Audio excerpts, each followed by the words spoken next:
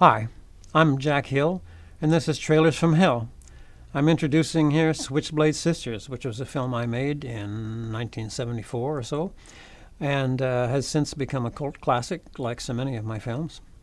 And the trailer is interesting because it's a very unusual trailer in that it's rather long for a trailer. It's almost a kind of a mini film in itself. And I've seen it screened a few times at film festivals, and it actually gets applause.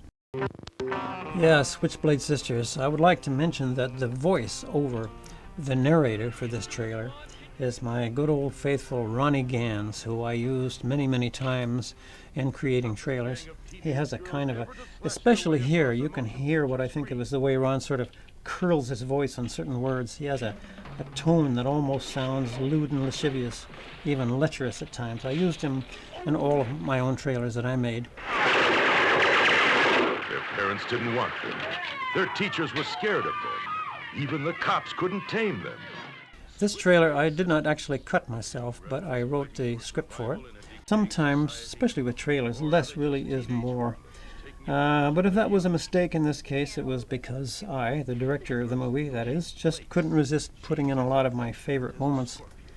The actresses in this movie are very interesting. The casting is very interesting.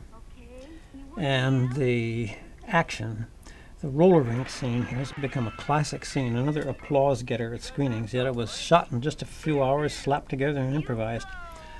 At the time I was really disappointed because I didn't have nearly enough time to do it right. Who knows, if I had enough time it might not have become a classic. Sometimes the spontaneity of things like this can be more interesting than something carefully planned. I've had that happen in some other films, which I've had to shoot on very, very tight schedules. Some of the action scenes were just thrown together very quick, become very, very popular. This is a movie about a gang of girls who kick out the boys, take over.